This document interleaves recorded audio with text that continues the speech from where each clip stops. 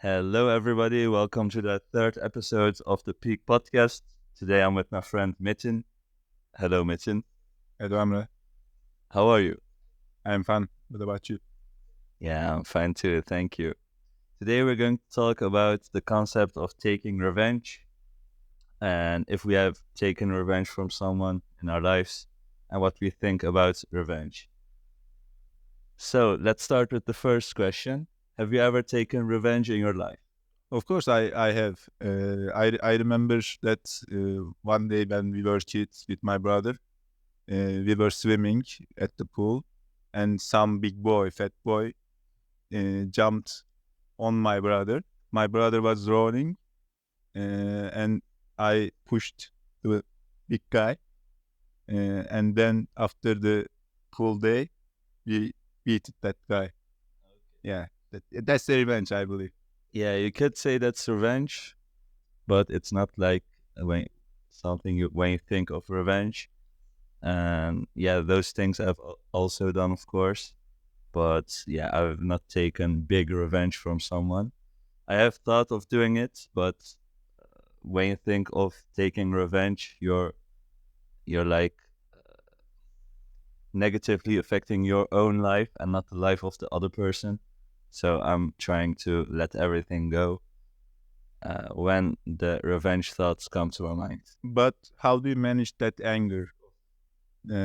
Someone doing you wrong. It's a difficult but simple question. I leave it to God. Yeah. How do you do it? Do you also try to oppress those feelings, or how do you feel about them when you interact something you want to take revenge on nowadays? Not when you was a child, but now. What I try to do is turn that emotion to something uh, beneficial to me.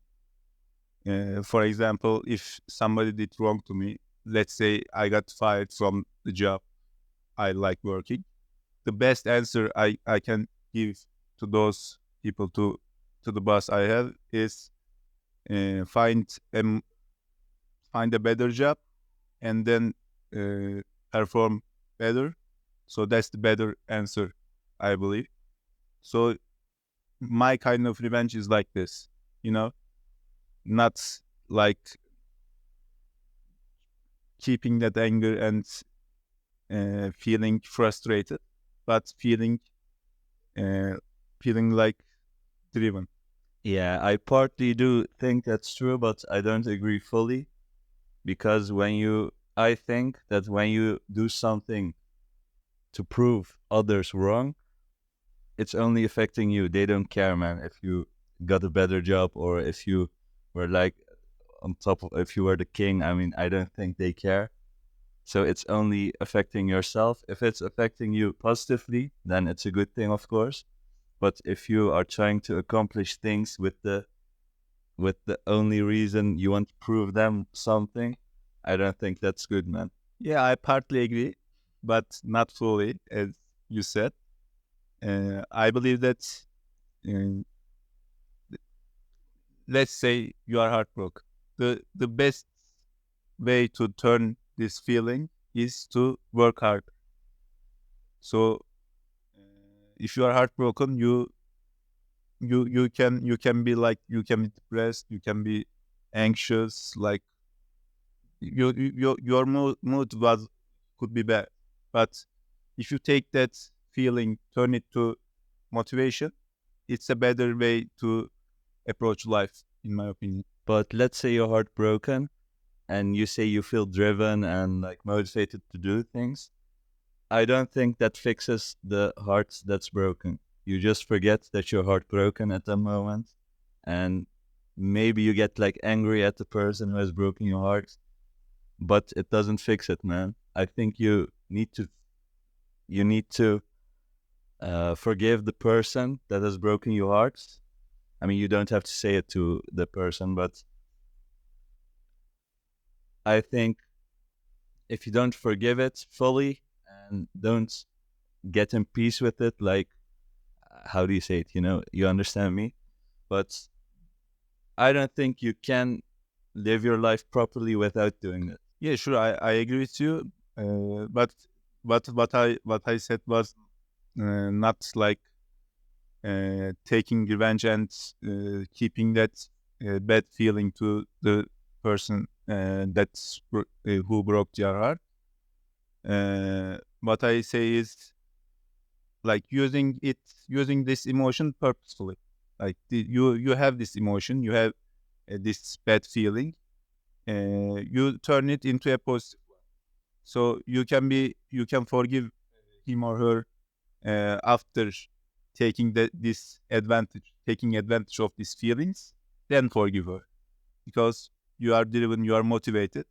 So if you accomplish those things you are going to accomplish, then you should forgive her or him. Okay, yeah, that's an interesting way to say it. Let's come back to it in a minute. Have you had experience with these type of things? Like, is your heart ever been broken, and did you use it as fuel to accomplish things? Yeah, sure. Everybody's heart has been broken, I believe. Whether it's a girl dumped you, whether it's a close friends who might betray you, and everybody's heart has been broken, I believe. And mine was broken too. What I try to do is, like as I said, turning this emotion, turning this bad feelings to motivate me in my life, like achieving big goals, achieving big dreams. And what I'm going to add is that when you got betrayed from someone, when your heart has been broken from someone you love, your your perspective of life should change. Like because this person betrayed you, it's your flaw. Like it's your. I in my opinion, you should take it to your responsibility and accept that it's your fault and act accordingly. Yeah, of course. Sometimes you have mutual things you are doing wrong, and that causes you being heartbroken. But sometimes you don't have any fault, and things still happen. You can still get fucked over. So I don't think that's you cannot apply that to any situation. Like me, I have also a story. I'm not going to tell it in detail, but I was in high school and I got fucked over. Like it it was a interesting thing. But I was like making these revenge scenarios in my head, like all day, every day, how I'm going to take revenge. I'm going to do this. I'm going to do that. I'm going to be successful, like you said. I will show it and shit like that. But bro, nobody cares, man. Nobody gives a fuck. That's why I'm just doing my own thing now. And even if you get successful, like how long are they going to care, man? 1 minute, 2 minutes, and then they're going to forget it and go on with their lives. That's why I think you should just be focused on the things you are doing. And by the way, I have this story, and it didn't help me, man. Like I was motivated, but then it fades. You you start laying in your bed for 24 hours straight, and it's I haven't find it beneficial so far, and I'm doing my own things now, and it's working for me. It's nice. I would advise it to everybody. Yeah, what I think you get wrong from this one. I didn't say that they should they should regret that they betray you. I didn't say that. But you should turn this bad emotion to some power in you. Like I don't care if they care or not. I care about myself, and I don't care about if they regret or not. Okay, yeah, that's a really good point, and I have to give you that one. I have another story I recently came across.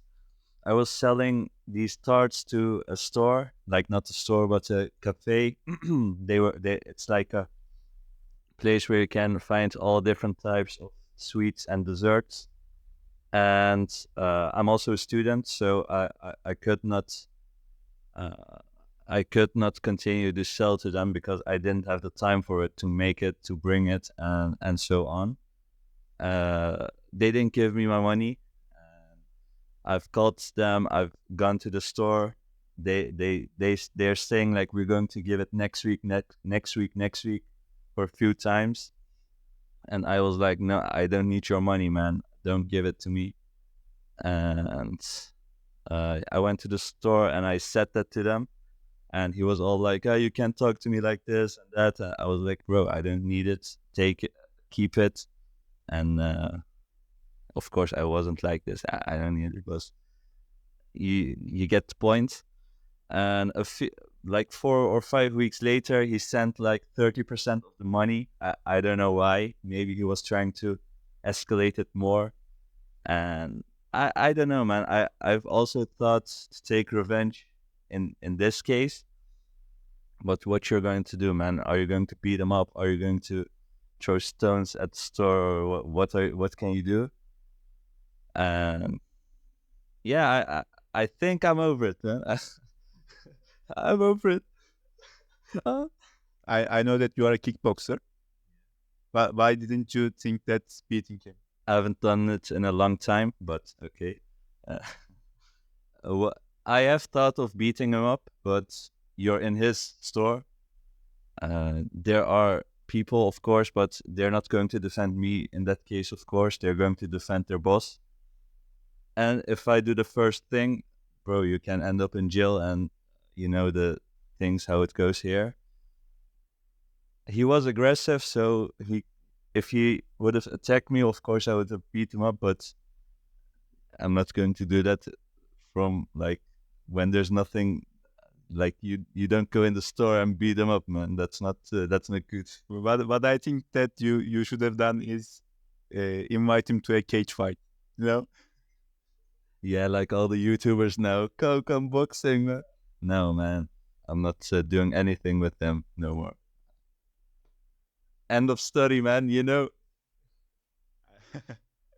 You are a grown-up man now. I remember one day that when we were in high school, we were like 3 boys trying to beat Emrah up, and we didn't even catch him. Like he was so fast and he was so strong that we couldn't even beat him down. So he's kind of man. Be careful, guys. That's past times, man. Now I'm fat, as you see, but those days will come back. Will come back. I'm telling you. I'm telling everybody, man. Boy, it's in you. Like you have the potential. You have shown it before, and I believe that you'll show it again. Yeah, for sure. Wait for it. Yeah. Would you be interested in teaching me how to box? Of course I would, but we're not living in the same city, and I'm not a professional. I'm not sure if I can teach you how to do it, but of course I will do as much as I can. Like we can train together, we can spar, but I don't think me teaching you is enough. I think you need to go to a gym and like get to know the trainers there, get to know different people, and spar with everyone. So one person, I don't think, can teach you like to a good level. Of course, there are some cases that can. There are people that can, of course, but I'm not a trainer, so that's why I'm telling you you can best go to a gym, and that's the best thing you can do right now, I think. That's it for today's episode. Let's see you on the next episode.